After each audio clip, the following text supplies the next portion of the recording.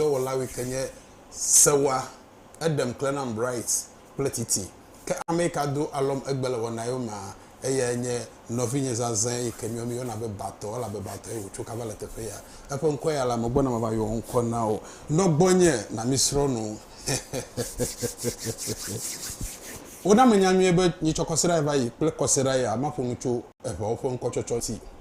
ewe be amodo fo nko la mimodo gede wo nti o nko yo kata midola ni cho mido nti o ple ikemi jego magba magbagba jegebe melo kata nti doge egba ta le yi pe ado magba ma jego man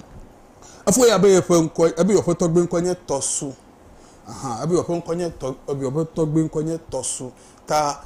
gomede kaile na tosu maham tosu inkolulu nyole fenigbaji nenye be nyonu ade dole amima le vegbe me no bia amade dole amima fe enye amade ke wo yeve na mavo vo gake mo hogbo ameke wo yeve ni alo dole amima vo mo hogbo no bia mi mo hogbo afi be yeve bia mo dole nu nevo ye amema le gafufu ma mo fofu nyonu ma yo jivi le gafufu mama nenye ntuvia wo yebe tosu nenye nyonu a wo yebe tosi aha yenye mi afa nkochocho ye na maka ame ha gboblonfia ba abe yo pe togbe nkonye jakpata ma bia be jakpata re nko katogbo onye abe jakpata zate aziebu nko etoyo jakpata le eva wo fe nkochocho no a jikujikui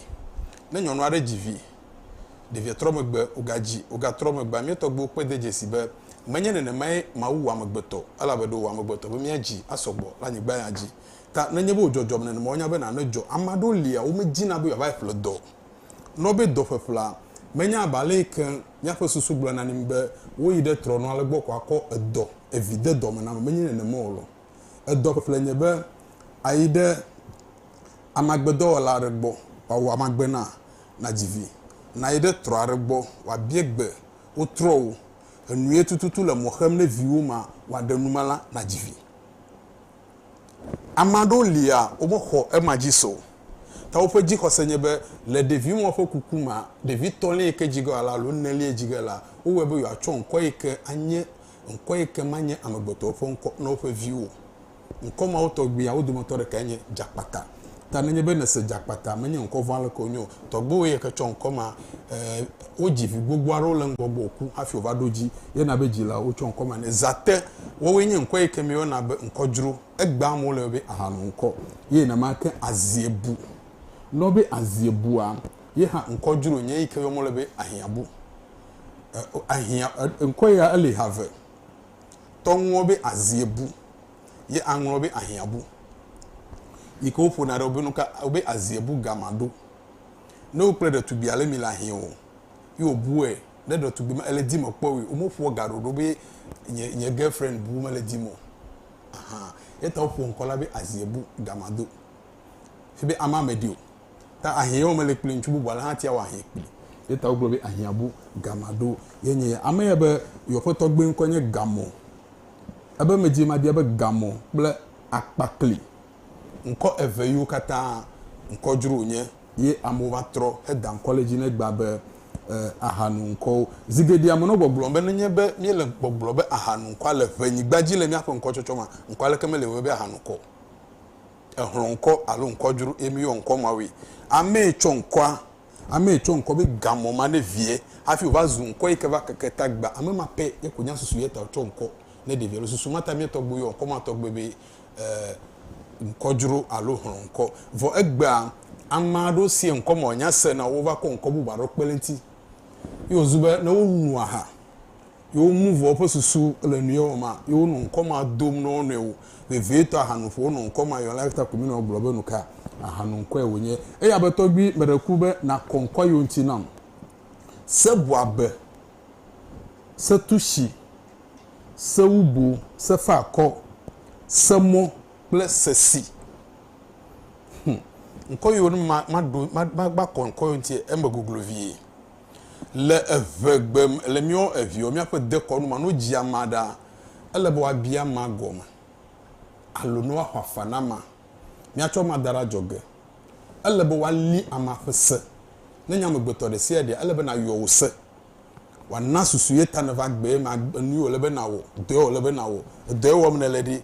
o do wo na onya elebe wo se na gbronya ma wo na ta no gbronya ma na vo na li wo se vo e ama mo fe vigigi wa mo ekeji wo to ha li wo se wa wo chon koma to gbe no fe vi wo da we eta esema wa yo cho chon kona no o fe vi we wo da we nye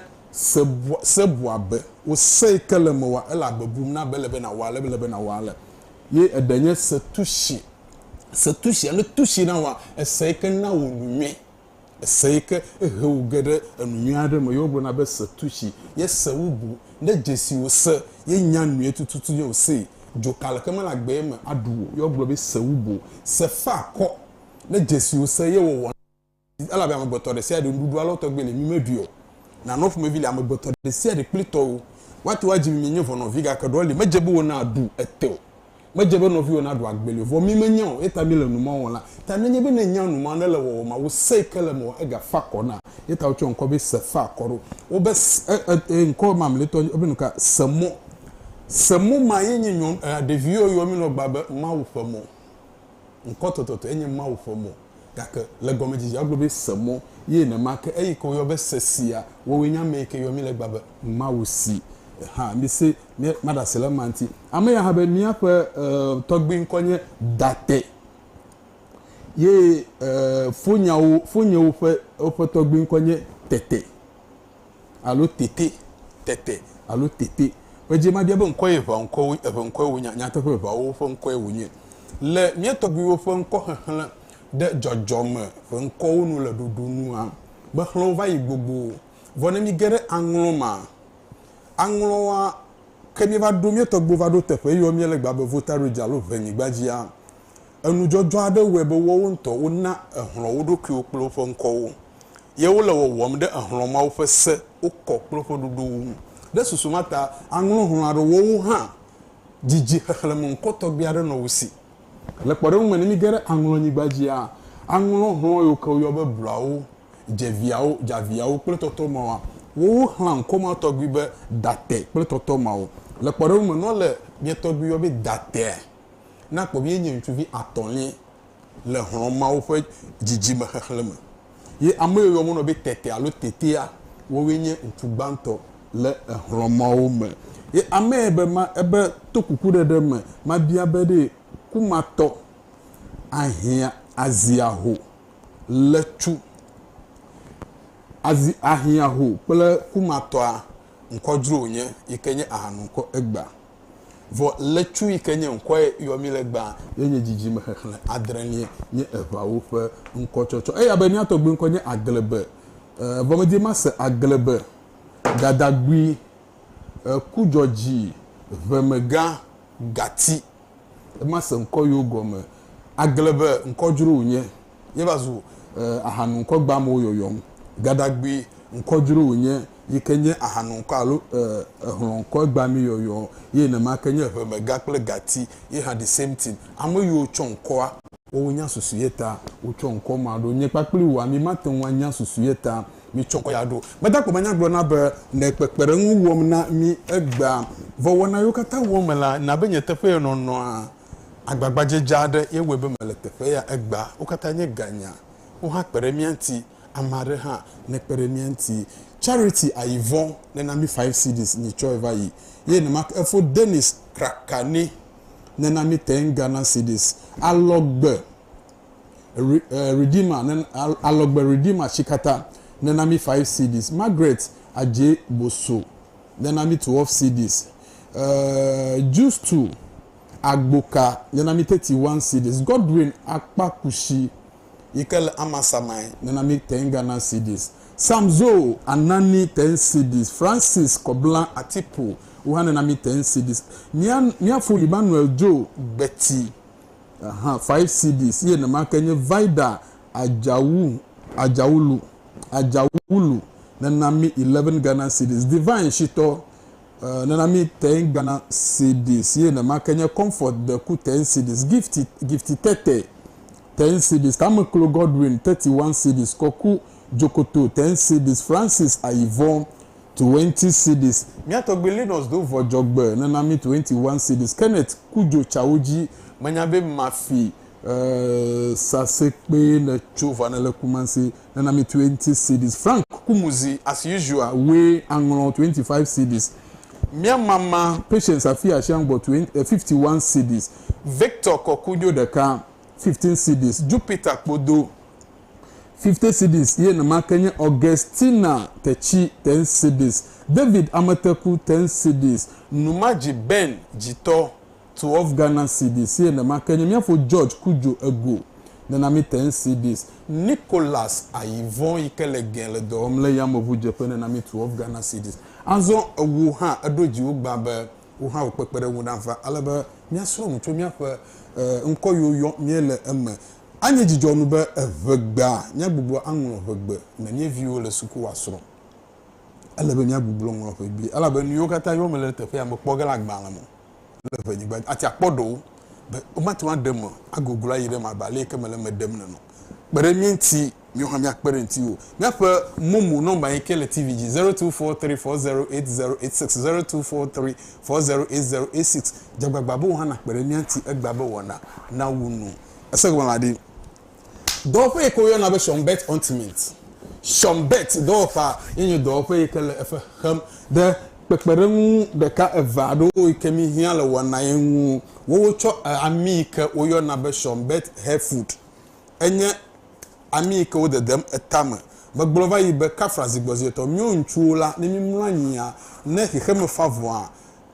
kafra zigbozi to pe madame gba pe madame me diado no na tama na megboto na heke me favor yo no godom na le chivoa jagba na kami eso ya de ko na no de dem dama ale ko dale chogo majijia megana na manogo shombet ultimate lolo tonye ya ye ekpledo nye ya sweater na nyebe gamela si na player awi efle sweater na try po na try akpobe oda alula bega no no gere mo kayike nwu amesi amele duje le fifia ya nye shombet of domi ko be shombet ultimate lambe vame de sia de befe de sia de elebenaza domia afa lulu tonye ya ye sweater nye ya wo fo vuo le mozom na kpo wo fo vuo gbona be shombet ultimate kwa amia amaro yo na be alo aha tepesia tepe kenelo kwa de la machi edim le Ghana du kwa ma fifia ele ukpoge kama gbobe amayu kata le tepe kan wo yo na be suhu awa ide tonike ye na mamu yo le nkrakan ko fo bia nkrakan wa ide connect chemicals ye na ma amayu katanga lenkrakan wo yo na tepare be nkrakan pharmacy yike jengo filling station ma na mi de tepe ma mi le shombet ultimate akpoge ke amayu katan wo le tepe ke wo na be avedakpa why the joy atiga chemical alo avesco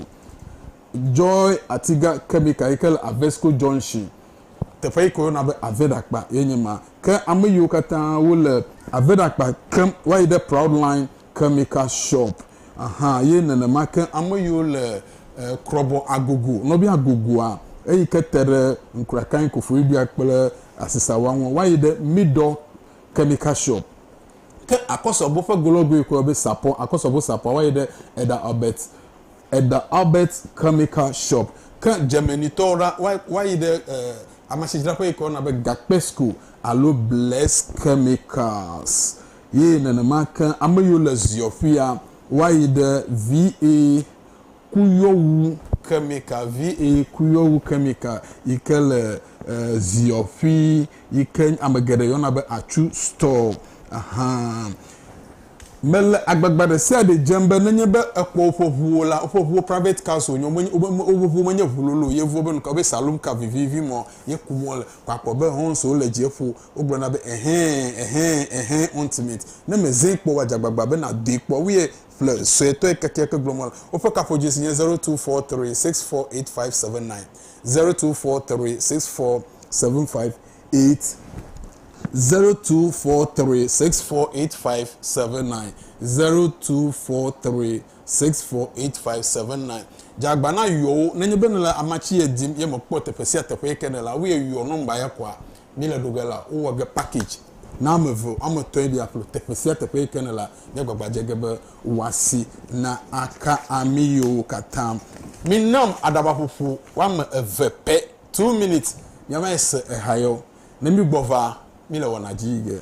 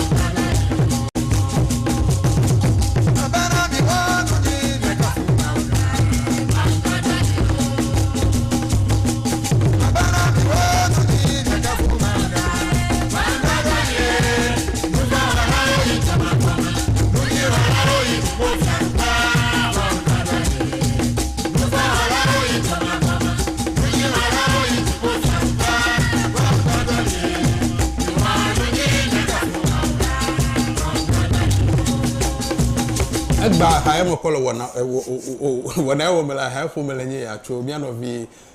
evangelist Joseph Quita bo aha yenye ha mi toga wona egba to kukure de ma mele tonye sim de sia de wala be wo ha wo kele je pomo ha na woto tonye sim ala be wona na wa deblibo to wonye be na kpere wona anti kpere wo manya wona yo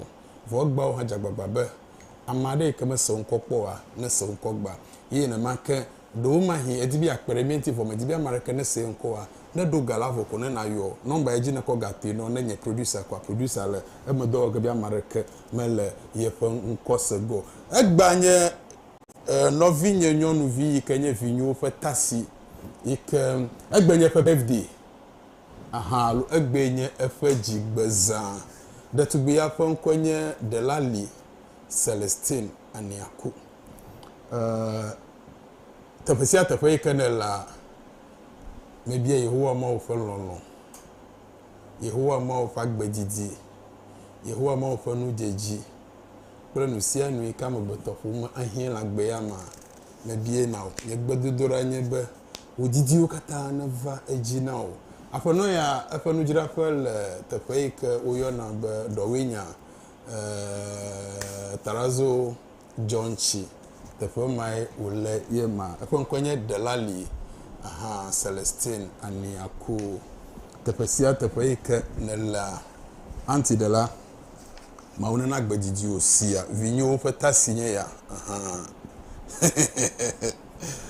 Yehowa mau maybe aha yes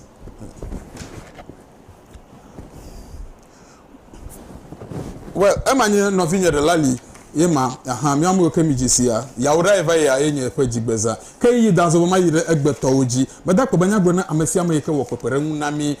afo ike we na be John Kobla nu hoho na mi 18 Ghana cedis ye na makanye afo Benjamin Kosi Ngbega 21 cedis Nicholas Ayivon 12 cedis Godwin Awuno na mi 21 Ghana cedis ye na makanye Godwin Wanzi George 5 cedis Prosper Fialon 10 cedis Christian Amegachi then I mean 10 Ghana cedis Matthew Afari 20 cedis ye na makanye Thomas Agbi 20 cedis Philip Kujo 22 cedis Wisdom Ahlija 11 cedis Salamatu Hrobu then I mean 11 Ghana cedis Emmanuela Ablatete then I mean 11 cedis ye na makanye miafo Israel nyave manyabe povito ye nenye aha ye na le kofidi 10 cedis ye na mi Peter Kavi Nutegba ye na mi 20 cedis ye na makanye miafo Christopher ahianu na mi 11 Ghana cedis azu so towo wo ha jagbagba be de egbe wo na no wo ma mala wo pomlo mega no susu bi ye ka ko le nye pon TV yo mala wo pon gba je producer ba bi jagbagba be gbo mi ha nya po wo na gere wo ma ta o de ka pepi de to be enye poma mi blo na mi ambe haji no brebe egba ne pele to be akoso pele Pan Africa creoti alebe wana na ajeji mele tonye sinu won lo ha wo to sinu egba mi yiji ame ya be to bi meje ma bia be de mi afa nkonye ebe family mi afa family name alo mi afa to bi nkonye Betty ebe mi afa to bi nkonye Betty ye ame ya ha be mi afa to bi nkonye fiagbe ebe togbi mi afọ nkonye fiagbe ebe fiagbe ha di nko heavy nko pepe onya abialeke Celestine le gbogbo bi afọ nkonye ele heavy ha fiagbe amenye nko pepe onyo fiagbe wo winye nko okemi yo be nko juro nko ma wo fe de winye fiado fianlo fiagbeji toma yo fiagbe nko mo kata onye nko yo kemi yo be nko juro ike gba vanye nko amarova dan college boblon fiabe aha nko aha nko mo wa wiva zumia fofo ma nko pletoto tamanye nko pepe onyo de bi se nko gomo yetami no boblon be nko pepe onye abe ya gbogbo be mi apo family name mi apo nko a ebe yenye Betty ebe Betty agomede de kailenti Betty chocho ele have Betty hafi Betty le enye now le eva wo fon kochocho le dodo nua me dem va yibe le nkochocho le gomejijia nchu gbanto mi ye be free ye mi yo vele be chachu ye mi yo ton ye be chidi le venigbaji nkɔyo nye nkɔyo ke hwasi le ƒe nyigbaji elabena ne mami nkɔtsɔtsɔ le ma efui alo fui tsidi tsatsu enelia mi yɔ be no ka akɔli vɔle dugbadza nkɔtsɔtsɔ ma ne mi do ŋutsutɔlia ame aɖewo yɔ be besa alo mensa nenye be etsɔ nkɔ ne viwo be mensa viwo enelie wo me yɔ be akɔli o ele be na yɔ be anani atɔlie ye wo yɔ be anayi adelie nye asɔ ye adrelie ye mi yɔ be gbeti ta nenye be miaƒe ŋkɔ nye gbetia na nya be ŋutsu ame yiwo xlã woƒe vi atsɔ ŋkɔ tɔlie ne be besae wɔwo ƒe ŋutsuvi adrelia wo yɔ be gbeti vɔ no be gbetea egbemelae wonye ta no yɔ ŋkɔ ma ko na nya be dzikui tae wo yɔ ŋkɔ ma ne ame ma do ame ya be miato miaƒe ŋkɔe nye desia de nyu agbaze desia de nyua dzideƒo ŋkɔ wonye menye nu wonyo ame tsɔ ŋkɔ ma ne via ye ko nya susue ta o tsɔ ŋkɔ ne evia be desia de nyu ame aɖewo hã wotsɔe na be ahama ŋkɔ ne elabe enuwo katã me to mo alo nuwo katã wɔ me la desia de ke va egbɔa exɔ desia de kple akpe ta ŋkɔ tsɔ ge ne via be nuka desia de enyu nenemae wo le be agbaze ye la ye ŋkɔdzro nye eva zu ahanu ŋkɔ yi ke yɔmo le gba ame ya hã be miaƒe tɔgbe ŋkɔ nye ko ebe woƒe tɔgbe ŋkɔ nye lo ŋkɔ nye elo imamo otso dzi le be lo ŋkɔ ma wɔwoe nye dzikui ŋkɔwo dzikui ŋkɔwoa wɔwoe nye ŋkɔ ɖe sia ɖe ke be nye amegbetɔ ŋkɔ na se ŋkɔ awo nye elãwo ŋkɔ egbemenane ƒe ŋkɔ aƒemelãwo exewo ƒe ŋkɔ ne se ŋkɔ ma wa ye mi yɔ be dzikui eya hã be tɔgbi to kuku ɖe ma miaƒe tɔgbi ŋkɔ nye denu hã ŋkɔdzro nye ame tsɔ ŋkɔ ma ye koe anya susu ye ta wotsɔe ɖo ye le eʋawo ƒe ŋkɔtsɔtsɔ nua ŋkɔ ma tɔgbia ye mi yɔ be hlɔ̃ŋkɔwo yi ke mi sesem egba eya be tɔgbi to kuku ɖe ma woyɔ mi be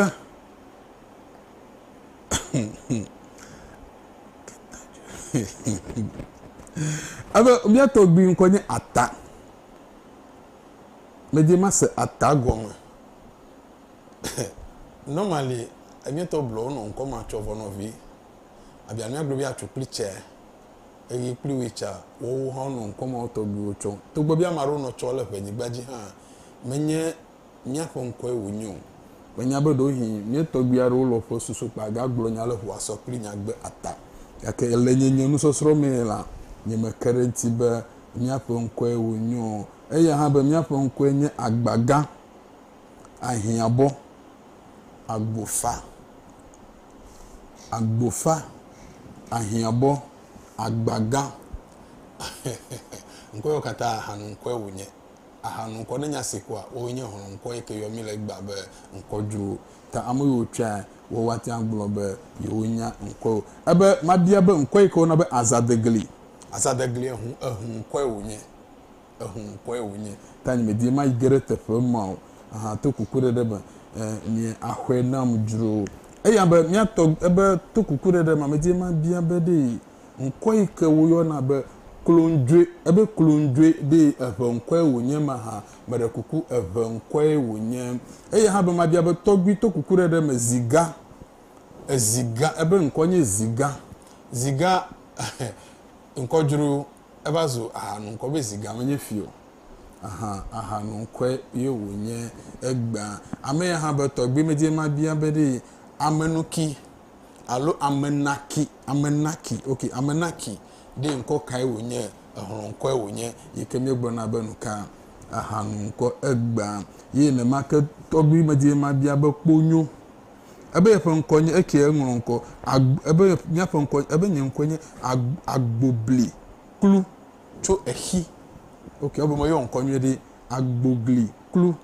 tso exi kponyo ŋkɔ yiwo nye ehlɔ̃ ŋkɔ adodewo le ʋenyigba dzi kie nu bubu aɖeke mekpe le ŋkɔ yiwo tɔgbi ŋuti o eye ha be mabia be tɔgbi medie mabia be to kuku ɖe ma woyɔna mianɔ be tsɔƒugbi va obe jikujiku nkwe wonye chofugbi abiale ke ogbeleva ya vava jikujiku ye wonye vovo toto lebe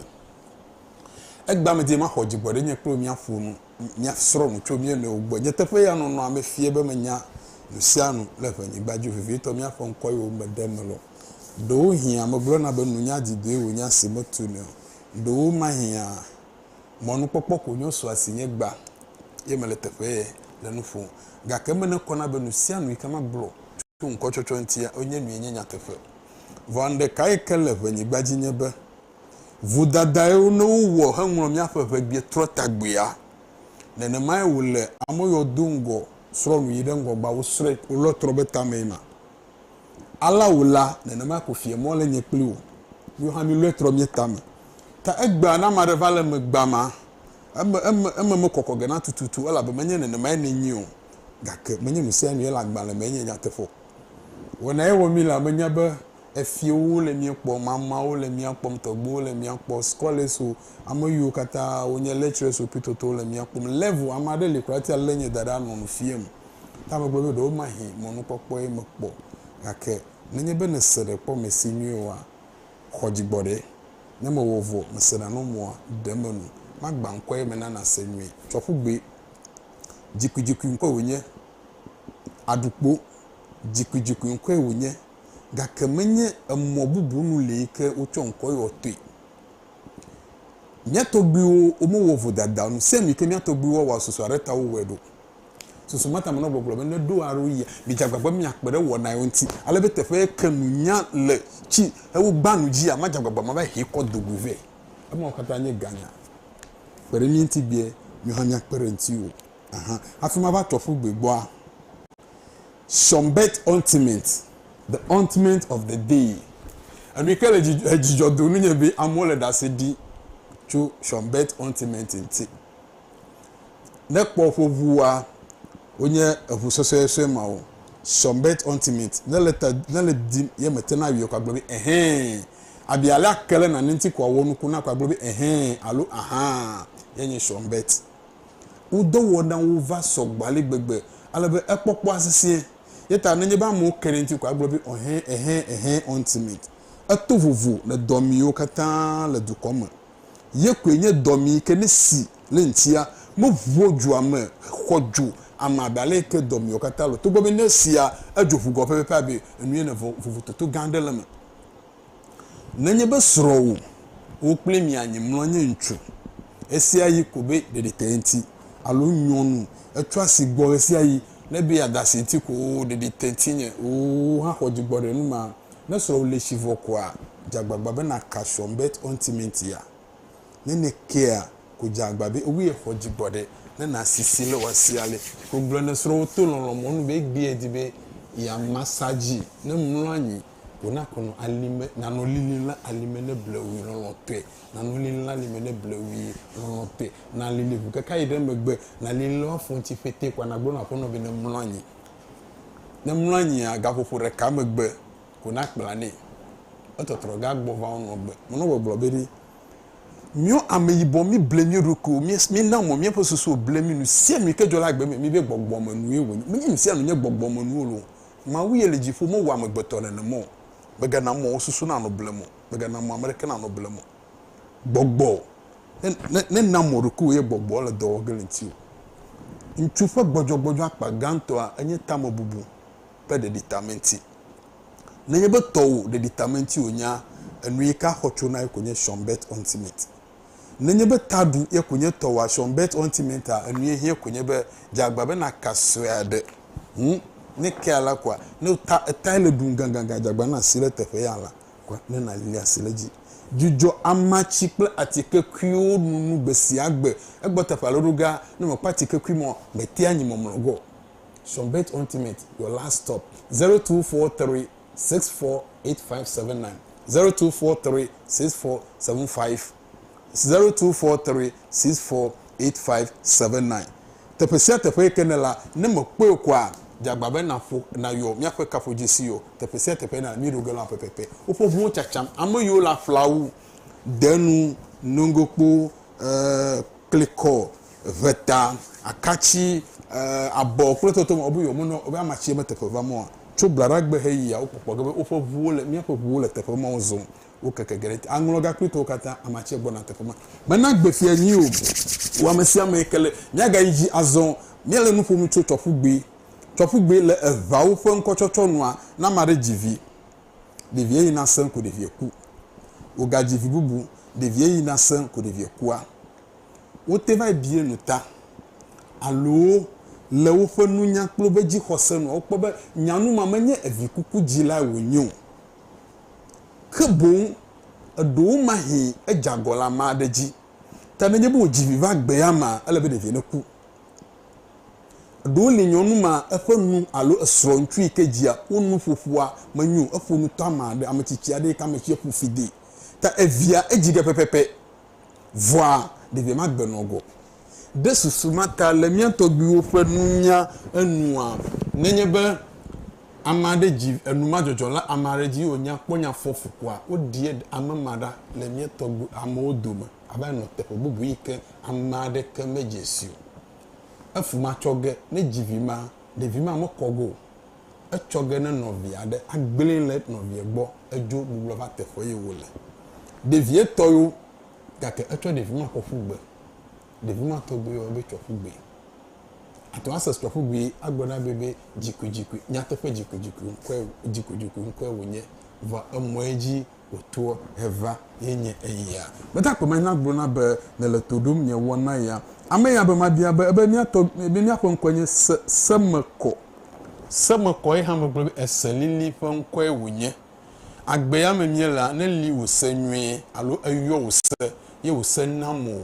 be enu ipini o lebe na wa apade jesi be wose emekoko na le agbe ya me le cho ame ya be mi afọ togbe nkwenye akolache de fo nkwa ewunya yes adaotwe mi o hamiten chone va de konye menya susuye gomede de tututu ikele akolache sio ame ya be avuglo ple ketajo yenye mi afọ nko avuglo ma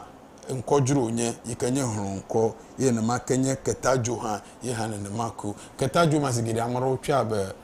ahamanko ne susuare enu yokata o menala ketajo konyo domnele asa wana de gake ame etwe a yenya susuyeta ocho nkoma odo eya ba mi afọ nkonye nyavlu ebe ame ebe nyavlu ya me ha be adaglu nyavlu kla adaglu kata ahankwe wonye nyavlu adaglu okata ahankwe wonye tobi na yona nkwarebe nkwa mama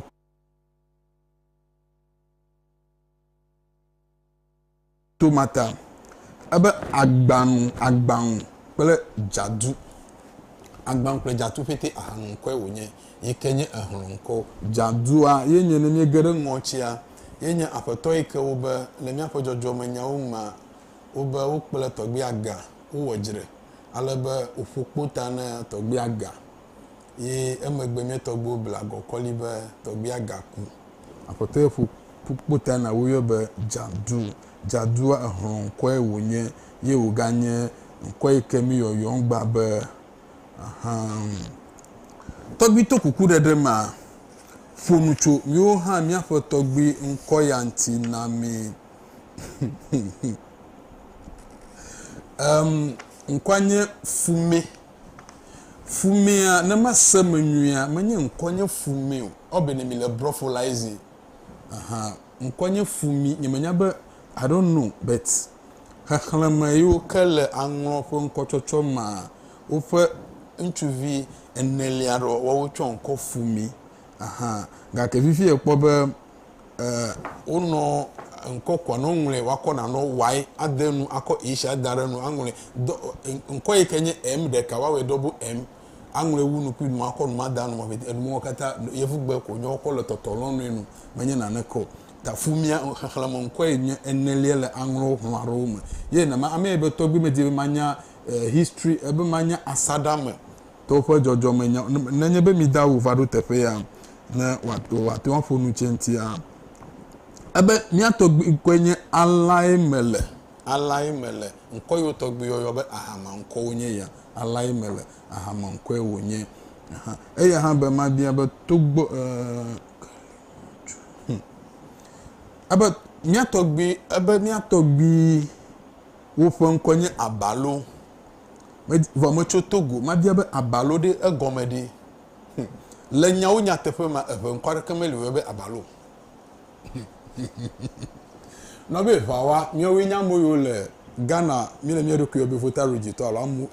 amu ganto moto amu yo le Togo yi ke nye Togo amu yo le Benin kple amu yo le Nigeria ƒe gologlo mia ƒe ŋkɔ tsɔtsɔ ɖeka ko nye vovototo ye le mia ƒe ŋkɔ ma ye nye hlɔnkɔ alo ŋkɔ dzro ye mi nɔ tsɔtsɔ ye to vovo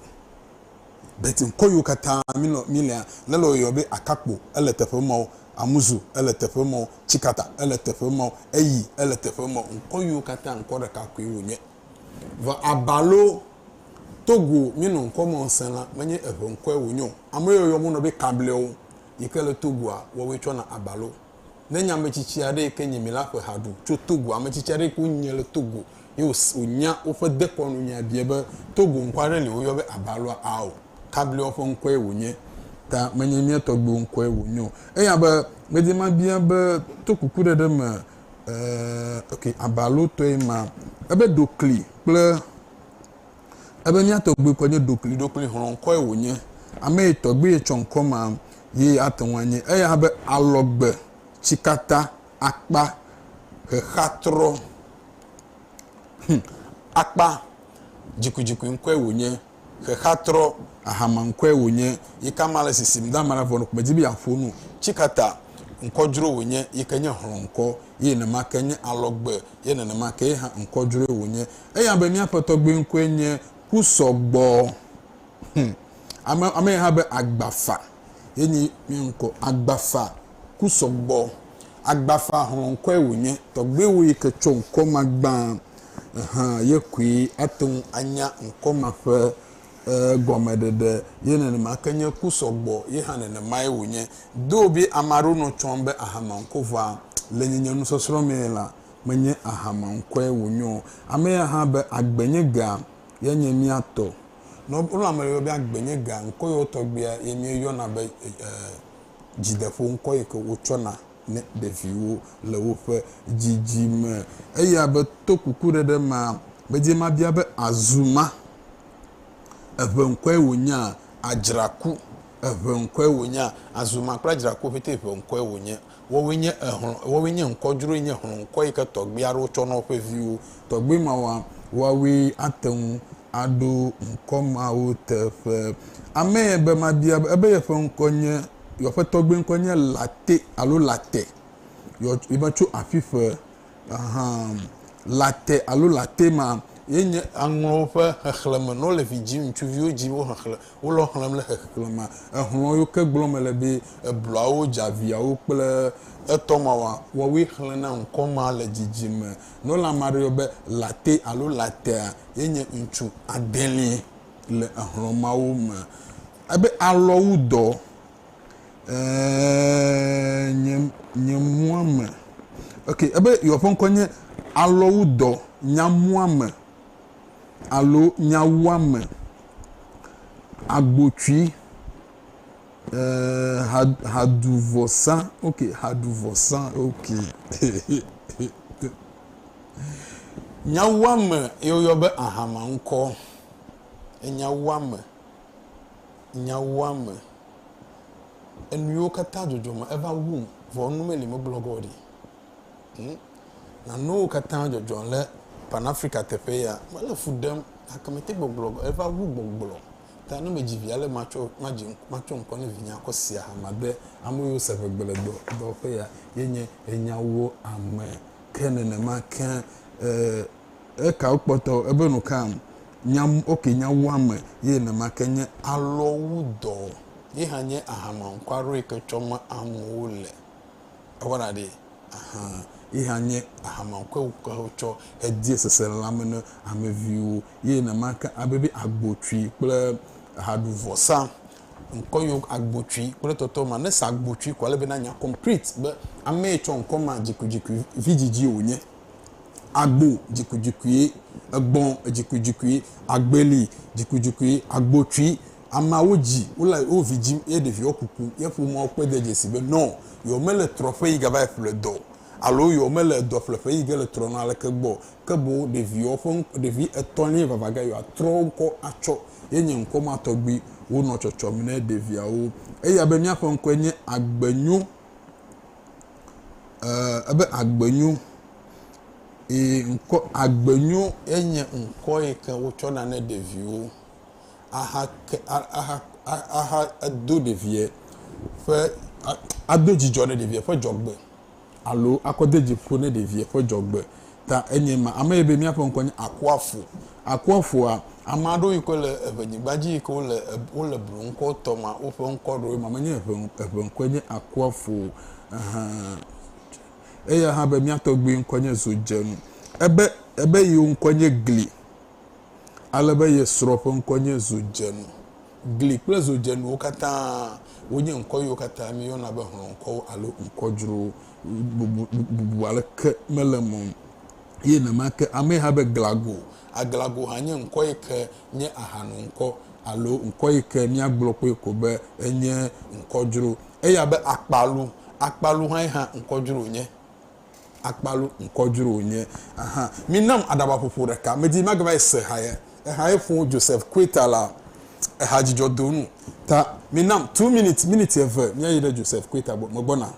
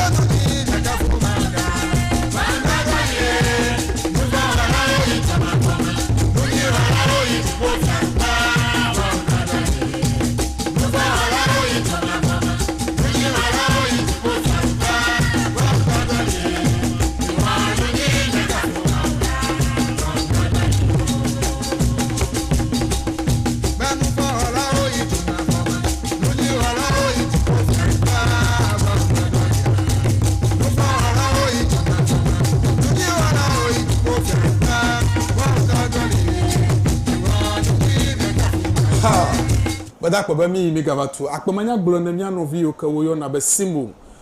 simo kwa mi tonyi amegere yo na be fovi na mi 20 Ghana cedis tonyi honko ewonye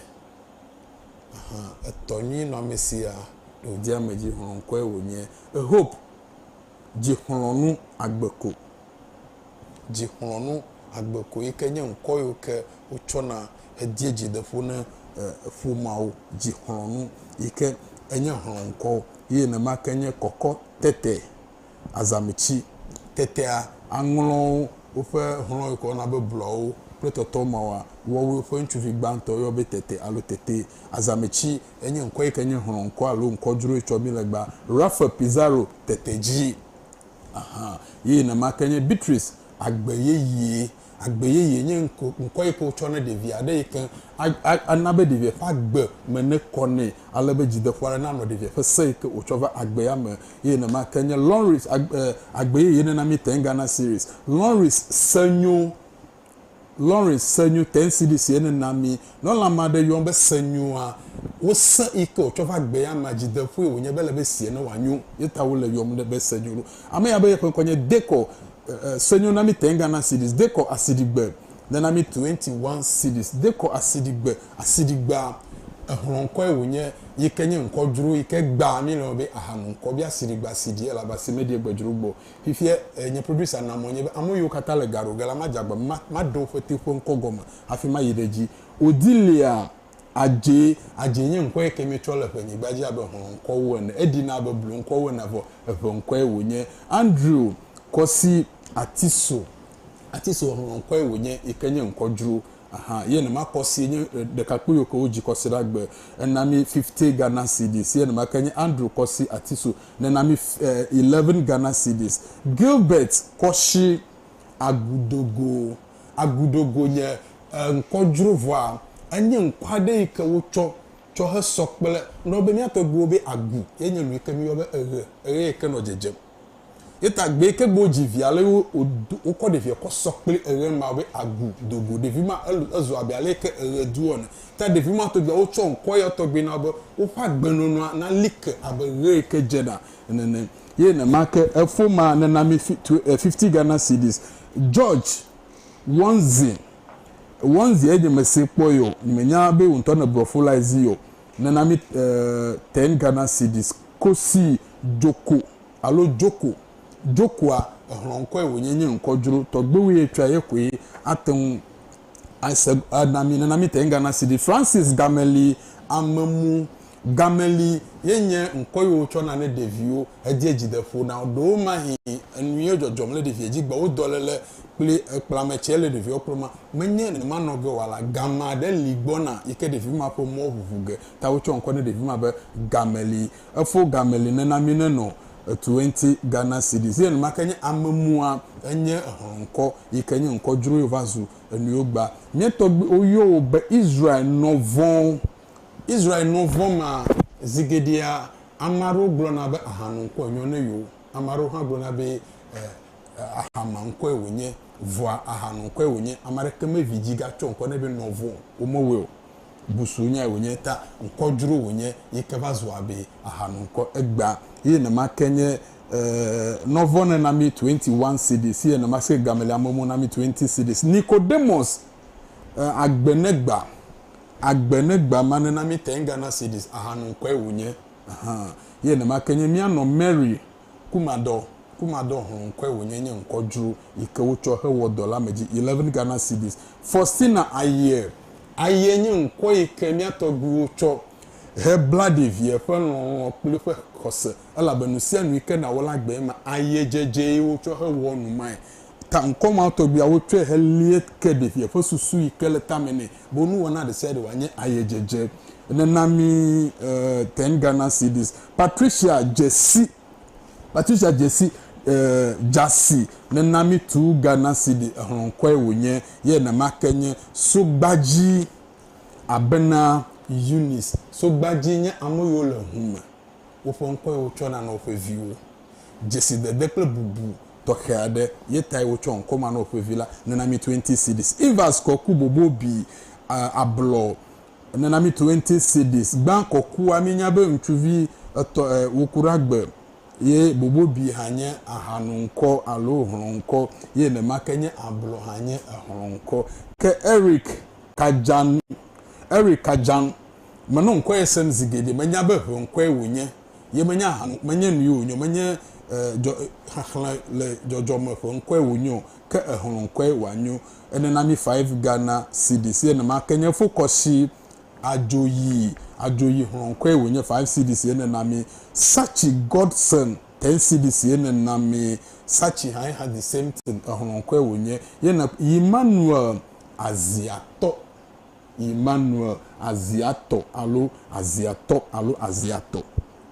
5 CDC da nami Aziato honkwe wonye amaro le young babenuka nkoi kenye yo na be ahanu nko meta pe banya gbe na amesia me veto enye miafa hefudi kenye shombet to cover bebe shombeta o fe kafo jesi 0243 0243 6485 79 0243 648579 shombet ontimenta o fenusia no ike wo cover tefeya fifia vototo lentiro amia na yide edawo fele tefare ne kpo amia le america nye hairdresser agbo na nya be hairdresser dodi onye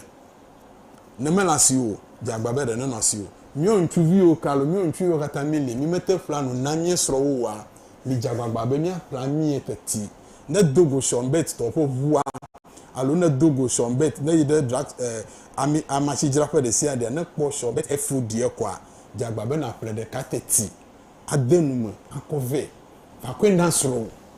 ba mi ya edibeno no sele damene mi na mi na no mi sro ala bi mi sro ha no eva me na ono pepere mu wom na mi na mi na no shombet ultimate te pesia te fe kenela o le don 0243648579 badak bo manya gbo na amesia me ke peremianti menya amesia me no hafi ezashija no te fe ya yi de mo na gbo tobe ma twe hedado mela gbagbade sia de jegebe amayo kata pepere nwu ye ke wo na mia producer we kwenu nye yi de kwenu tana na kebeli mogo Ruda Gadiko 11 cities Lawe Francis Gadiko Hronkwe